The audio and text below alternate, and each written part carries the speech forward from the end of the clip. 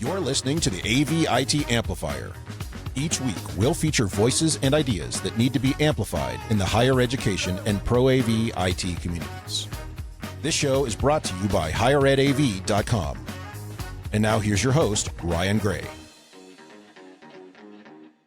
Well, hello, ladies and gentlemen. Thank you for tuning in again to the AV-IT Amplifier. As you know, if it is Wednesday, we will have a voice of someone to bring you that you need to hear from, and today is no exception to that.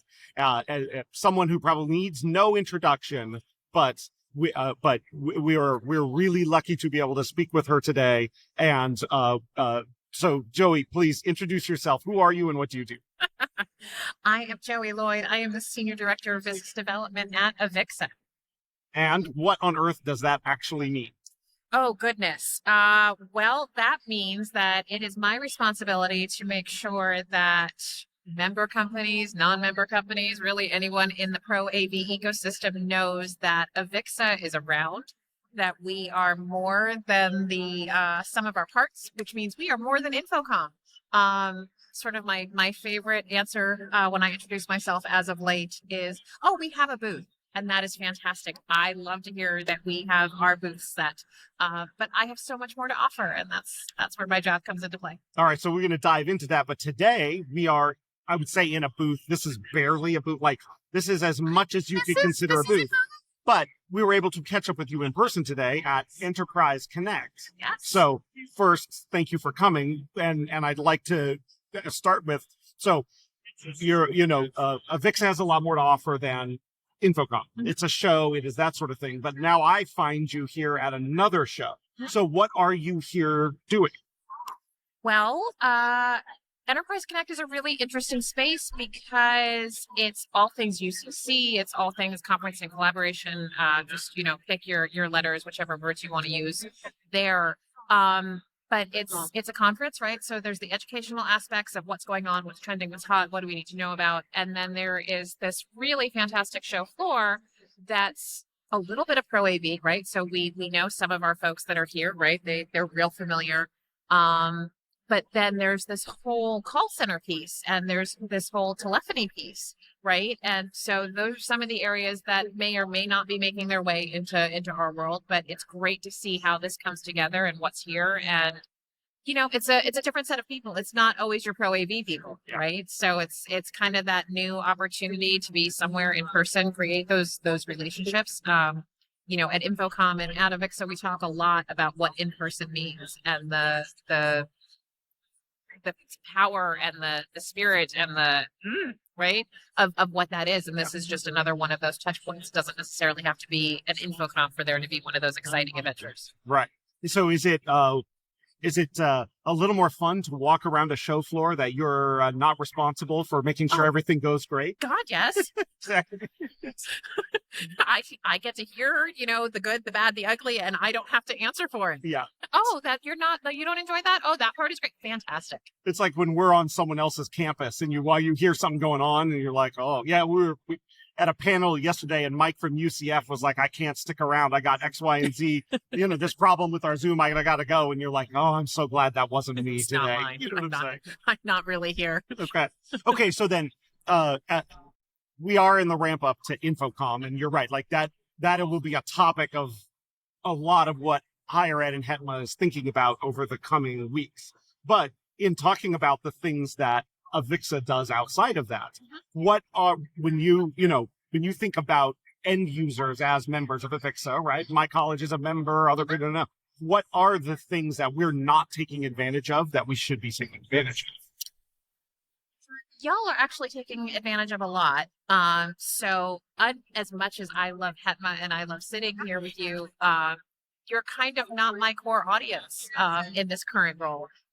Anybody who knows me knows that I was actually in a communications role with Avixa previous to this. So I got to be everywhere all at once, which was really amazing. And I got to spend a lot of time with HETMA in its founding years. And with those members and how they were working and that higher ed community and that tech manager community. Absolutely taking advantage of what we have to offer in terms of membership, in terms of getting access to education, in terms of getting to shows and participating. Our councils are a wonderful member benefit. Getting involved, whether it's a manufacturers council or it's the systems integrators council or it's the tech managers or, two of my favorite, the diversity council and the women's council, right? There are lots of those options there. The one important piece to keep in mind is that Avixa can come in and really help with your training as well. So we love the individuals that come in and do their training on their own. They take advantage of what they have to offer, whether that's, getting ready for their CTS and they're dealing in the CTS prep or they're going somewhere else, with a certification. Those are options that are available. But for university and university systems that really want to do more, they have a large staff that needs to get trained or they want to get trained. We offer in-person, we offer virtual, we offer licensing. There are lots of ways to make sure that your staff is where you want them to be. I love it. Yeah, the opportunity for, like you said, a university system, where we've had the conversation of like, all right, I'm at a community college and I know we can't I might not be able to afford that, but we can get together and do it because, absolutely. Yavapai College has 6 CTS holders on staff, just our small community college. But as responsible end users, as in-house integrators, without throwing that out there, taking that training seriously, being full professionals in the industry is an important part. Absolutely. So do you see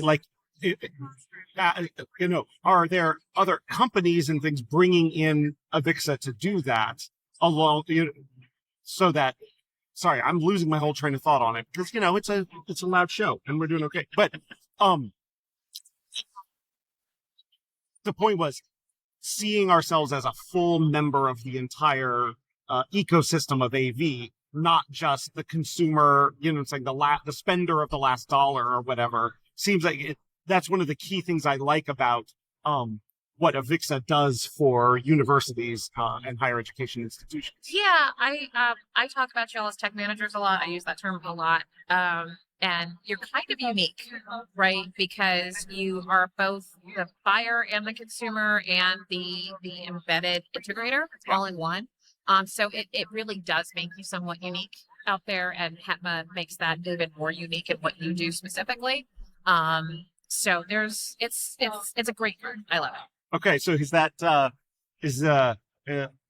idea? Are there people that let's put you on the spot here in the AV industry that are going this thing with schools taking over their own integration and doing that? This is not a good plan. How are we going to stop them from doing that? Or are you see more like, hey, this is the way they're going and we need to respond to it? Yeah, I haven't really heard any issues with that. I don't know that I would be the person that would hear it at this point, but I really haven't heard that. And I mean, if anything, it's actually really the opposite. Everybody's like, oh, yes, higher ed. Oh, yes, that's big for us. We love that. We want to access more. We want to talk to them more.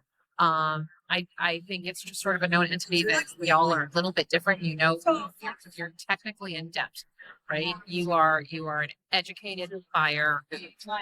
You're just a little bit different. Nice. Well, we like to feel special, and that's we're all special. We're all very special. Okay, so HETMA just passed its 5-year anniversary from its original founding. So there's been kind of this conversation of looking back, looking forward. So I'll throw you a couple of questions that Joe has been asking people along the line there, which would be, you mentioned being able to interact and be involved with and do some stuff with HETMA at the very beginning. What is your recollection of first coming across it? What did you think it was going to be? I actually don't remember the first time I met Joe, which was probably a crazy thing to say. He's probably going to call me momentarily. My phone's going to start ringing and be like, look, lady, it was here, and this is exactly what happened. Yeah. But, I had the opportunity to be involved with councils and, really sit in with that. I clearly met Joe. We got along pretty famously. And, it was... I think HETMA was already founded, but the year of 2020 was really, it was epic for a lot of reasons, right? So there was the pandemic, clearly, but there was also a lot of social unrest, particularly in the US. And it gave us a lot to talk about. And so my favorite Joe story, and it's not how we met or that, but my favorite part was us sitting on a phone call one day and Joe talking to me about the individuals that were involved in them and the individual members and how they were these teeny tiny universities who had one or two people. And these one or two people couldn't get access to the show, and they couldn't get access to CTS because their universities wouldn't pay for it, and they can't put up their own funds for it. And we were sitting there and we went, well, how can we fix that? What can we do? And that was really the origination of the Prism Scholarship, which has grown by leaps and bounds. And the first year that we got to talk about it, and it was that really small InfoComm, it was that October one. Mm-hmm. And there is an annual, Hatma lunch that goes off. And, it's my job to always, it was my job to always stand with Dave and make sure that our CEO, had his, his talking points, which he does on his own, but to be involved, and here's what's on the calendar. And so the three of us were up on stage and I'm standing off to the side because that's what I'm really supposed to do. And Dave starts talking, and Dave knows me well enough. I make faces a lot. And Dave's talking, and I'm clearly making a face, and he's like, Joey, I think you might have. And I got to stand there and sort of steal the mic from Dave and talk with Joe, and we got to announce this Prism Scholarship, and there was literally jumping up and down and squeeing, and it was just, it's so amazing to say that we have created a scholarship program that not only represents women, or it represents, younger folks coming in, but it represents people of every shape, size, color, and Lord only knows what else. Yeah. To not only get access to Avixa and to education, which is so important, but it gives them access to the show. And that's a really important feature. And it's an important feature because not everyone gets to go to shows like InfoComm, right? You've got to be a top salesperson. You've got to be a top performer. You've got to be, of a certain title or level, right? Otherwise, it's travel budgets are always difficult. Yeah. So many people don't get to go to that show. Even though we think it's huge, and it is, so many people don't get to go. And if they don't get to go to the show, how do we know that they are amazing thought leaders and that they are amazing speakers and that they have something to say? If they're not self-nominating, as part of our call for presenters, if they don't have access to see and be seen. And so it's this vicious cycle, and this is a break in that vicious cycle. And that's why it's so important. I love that. It almost like you had a prepared, that was fantastic. So let's touch on a couple things in there, which is one of the things we are very proud of, right? And Joe and BC from the beginning was, how do we use the attention that large schools get to benefit everybody? The people that we would never know, the people that it was awesome. And I feel like that, Avixa was just like, oh, we totally get that. How can we work together to make this happen? Not, well, no, we're only worried about the big and the large, and we want to reach absolutely all of your people. Yeah. Joe has cited on the thing of that moment being his favorite moment in Hetma. And not to go on a monologue, but it is one of those things that I think shows sort of the culture where on the surface, right, Avixa is a trade association, and we do all the things that Hetma's end user group, and we have our conference, and we have this, and it had definitely a business side thing to it. But then all of a sudden, the soul of the people in the organization comes through when you go, wait, we have a problem. We can do something about it. We're not looking for why we can't. We're looking for why we can, and put together something working together that has undoubtedly brought voices to the table that we would never have known otherwise. And some amazing voices to the table that we have not known. And I can't wait to see how it continues to grow.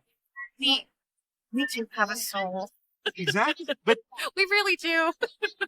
Well, but I think, and it is our job to serve the industry. It is our mission to serve the industry. And there's lots of pieces that go into that. And it is not my place to talk through all of those any longer, but we really do have a soul and we have a mission, and it is to serve the industry in every way that we can. Look, as a Avixa, you're always going to end up on someone's complaint list. You know what I'm saying? It's always this, and they should, and they X, and they Y, and they Z. So first, if there's something Avixa is doing that you don't agree with, go get involved. Go get involved. You know what I'm saying? And we're the same way. If there's something, college campuses are set up that way, right? Committees and this and that and shared governance and all that. That ethos exists for us, right? If you want to steer the future of your institution, there are usually ways to go and get involved. There is absolutely the volunteer path. And yes, Ryan, you were right. Everybody should volunteer. You know, if you got something to say, if you got something you want to do, of course, volunteer. There is not a... Should I keep going? You're good. They're yelling at us from the ceiling. The lunchroom is open. Table 19, your pizza is ready. Is there pizza? I don't know if there's pizza. We should go see. Sure. I know. I don't know what you have. Well, let's see if we can hear. That's good content right there. I think you're good. Okay. Sorry about that. Please. So yes, volunteer. But here's the thing about Avixa. If you email us, and I mean any of us, Yes. we answer. Yes. 100%. And not again, I have to go back on this. So yeah, when we at ISE and we had a conversation about submission I had turned in for Infocom. And here's what I love about it, because you read it over yeah, that's not going to work. And it was on and I knew it was not what I had sent in was definitely not in alignment with what should be presented there. Mm-hmm. But that wasn't the end of the conversation. No. The conversation continued to where is the right place for us to talk about this, yada, yada, yada. And then after followed up, let's get on a Zoom call and talk about this thing. Yeah. The follow through is top to bottom. You know what I'm saying? We answer. That spirit of service comes through. So don't let the haters get you down is all I'm saying. You know what I'm saying? And I love that. Okay. So then you already kind of brought up Prism Scholarship, and the partnership between Hetma and Avixa continued. There is a beginning part, and now we're in this amazing place where we get to, be involved at Infocom in a much deeper way than we would otherwise. We get to have a day and a half pre-conference where we can use that opportunity to provide in-person training to people who would you don't have to travel twice. You're already coming to Infocom. Yeah. Perfect. Come and get this and that together. So that is because Hetma is fantastic. So let's kind of separate the two. The Prism Scholarship is a joint. It's not a venture, Right. but it is a joint thing. Yes. Between our organizations, and it benefits amazingly wonderful humans. The Hetma conference that happens at Infocom is because Hetma works hard to bring speakers and put together content and make that available. And it is a absolute content gem, for the number of people who come in for education. Infocom is known for its education tracks. That is absolutely a part of it. That is why, if you ever take a look at the show days, it's really not, those 3 days that the exhibit is open. It's whopping, week. Yeah. It's why so many of your Avixa staff by the end of the week look like we might be dead, because we've been there a really long time. Yes. And kudos to our education staff who are running, from 5 a.m. in the morning and days before, the conference attendees come. And so I do think it's important to say that the Hetma conference that happens at Infocom is not because of the Prism Scholarship, and it's not just because we like each other. That is a real business component that has come together because there is value to attendees and on all sides. I would agree. Yeah, but it just goes to that, like you said, if your mission is to serve the industry, and whatever makes the most sense in that, and Hetma's our job is to serve our members, right? And we'll look for ways to amplify both of those by working together. Has just been, it's just been awesome. It puts us in a place to have a bigger impact than we would if it was just, us sitting on Zoom calls trying to figure out what to do. Now, no, this is Zoom call in action, right? Exactly. It's like we've taken steps forward. Right. It's not a hobby anymore. You know what I'm saying? We're doing this for real. Okay. Yes. So, Hetma's 5 years old. what is your advice for HETMA for years 5 through 10? Goodness, I don't know. I'm not qualified to give that answer. You're very qualified to do it. Not. If I ask you here now, we don't have to bring you on as a consultant or something. You'll just tell us for free. I just had the opportunity to bring over someone that I met here at this show. So I feel as my title says business development, I sort of feel like I am a marketer at heart. Yeah. That's my background, and I've done lots of different pieces of parts around it. And I feel as a marketer, I like to give gifts. And that's gifts of information. It's gifts of connection. I am not the best connector that I know. I am always enamored and amazed by the people that truly are the connectors of humans. But one of the ways that I feel like I can create relationships and create trust is by making good recommendations and by making good connections. And so when I get to make connections to HETMA, to businesses within the ecosystem, within the higher ed space who don't know you, that's a fun thing to do for me. And I had that opportunity today to work with someone who is new to the industry. She is excited about all of the things, and I got to introduce her to Alexa. I got to introduce her to councils. I got to introduce her to my super cool catalog of goods. Mm-hmm. And I got to introduce her to HETMA, to the great people that are here, and to something that I think that is unique and special, which is your HETMA, certified, HETMA approved program. HETMA approved program. Yeah. So I don't have advice of where you should go in the next 5 to 10 years, but I can tell you the things that I think are important, and that's absolutely one of them. Okay. And so as we move forward, you're up for helping us continue to grow those things. Absolutely. All right. So and then let me delve into that a little. HETMA approved is something that obviously you're right. Like, you made sure they did not leave without having that conversation. Mm-hmm. Why do you see that as a value to the industry? I think for a marketer, so it's been a really interesting couple of years, right? So budgets for marketers have they grow and they contract, right? And the pandemic made something really, really difficult, which was when you get to rely on shows like ISE and Infocom and that giant influx of leads. That is amazing, right? But we had a moment in time where we didn't have those. Yeah. And the revenue requirements didn't really change. Mm-hmm. And so marketers, if they are already savvy and fantastic, but they got even smarter during the pandemic because they went, okay, I've still got to get the job done and I've got to do it in a different way. Mm-hmm. And maybe I didn't spend as much in digital because I was relying on some of those bigger in-person. Now I've got to rely more on digital. And so, with that, I've lost my train of thought. It is hard to do this on the show floor, isn't it? You talked about lunch, and now all of a sudden, where was I going with this digital thing and these smart marketers? What was the question? So the question is, why is the approved program an important thing? There you go. Thank you. No problem. Completely lost that. Embarrassing. No problem. So that program is really important because now we've got these marketers who are like, okay, I've got digital, right? I've got dollars. I know where they go. I know how people are clicking through, right? I've got a lot more knowledge of that. But it's still really hard to get a case study, and it's still really hard to amplify that. And what HETMA approved offers is almost a case study on steroids, right? Because it's not just one customer who, we all know we do things to get business done, right? There's discounts, there's all kinds of fun things.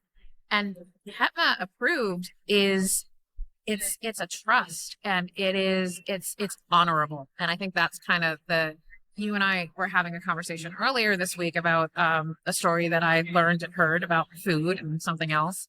And it was my name is my bond, and HETMA very much has that. Your name is your bond. And that case study, that value of, what's behind it. It's not just HETMA approved, but it's the detail of the different types of schools that are approving it. It's the case study that comes with it. that is worth its weight in gold. Yeah. If I was working at on the manufacturer side with a product, I would absolutely have that. That would be something I would absolutely go for. That's awesome. So that it's so cool because when we talk about it, is from the higher ed side, you have kind of the other perspective is I'm in school. I don't have time to evaluate all these products myself. If I need to move forward and I want to have some confidence, here's a list that I know peers have said it does what it says and it works in our environment. Right. And here's how and why. But it is one of those things that because it is mutually beneficial, it is not, it's something that the same thing. We want to get great tech in the hands of our members. Absolutely. And this is a way to say, this is great tech. Because, go ahead, please. No, I had the opportunity to chat with a company that's here this week who two people that I trust implicitly told me this is the best headset, like bar none. Right. I love this. I love this product. Like I cannot say enough about it. And I got to walk up and be like, two people that I think are amazing told me this. Like I need to sit down and chat with you. Yeah. And though, we shop that way in our personal lives. Of course, we shop that way in our business lives. Yeah, and higher ed institutions have been doing this for a long time, right? It's I visited you. What do you have? What do you like? What do you know what I'm saying? But it was super secret channels. I'm pretty sure. Well, we do have super secret. Got some underground back channel something. Well, we've always had that, but it was who do you know, right? No. But some people are on an island and they didn't have anybody to Hetma Approved has that sort of bringing that thing that we've always done in a haphazard, let's say a grassroots way, yes, and give it a way of some level of institutionalness without giving up the credibility of what it is, right? The one of the main things we get on it is okay, yeah, if I pay my fee, will you just put our thing up there?